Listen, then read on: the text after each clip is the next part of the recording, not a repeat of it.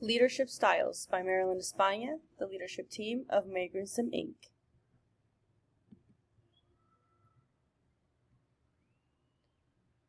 Situational leadership model.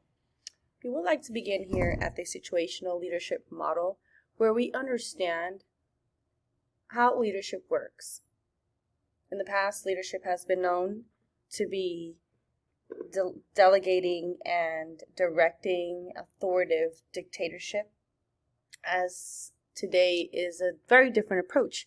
And today's approach is more of a supportive behavior, where we find that low delegation and high support is best. Not as much as the other category, where we find that low supportive behavior is combined with high directive and low support behavior. So delegating and directing in this way creates a low behavior outcome.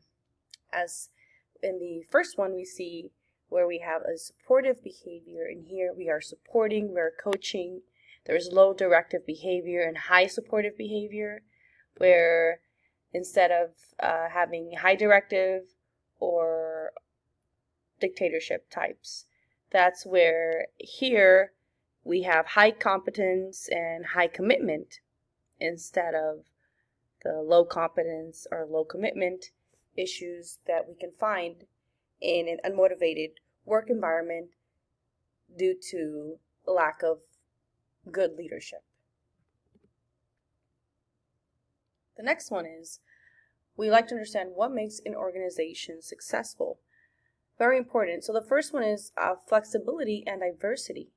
So here we find that unity and fellowship within the team helps an organization become successful. Also, in addition to innovation, where innovation we find open-minded changes and constant progress through collaboration. And it all ties in together. So collaboration is where everyone puts in for the greater good of the company and the team.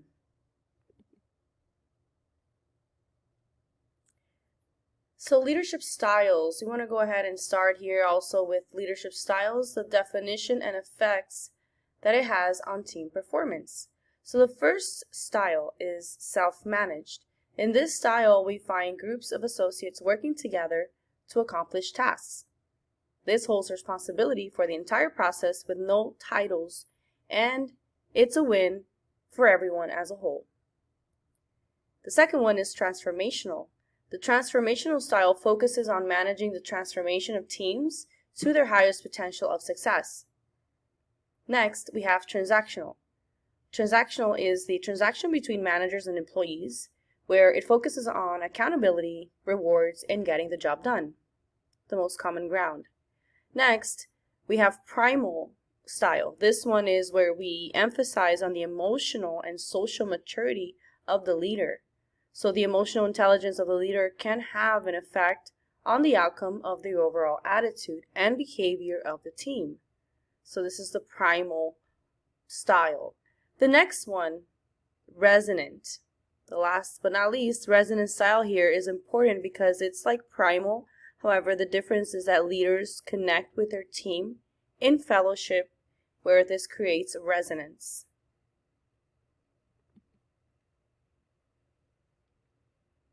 What is the difference between transactional and transformational? Two very important styles here. So the benefits of these styles individually is that transactional leadership is a style that ensures the work is getting accomplished by a reward transaction, right? So the next one would be transformational leaders, where leaders are influencers that transform their team into the highest level of success. So the outcomes are that a change in leadership style from transactional to transformational is that it can help the diverse team become unified as the team progresses into their highest potential.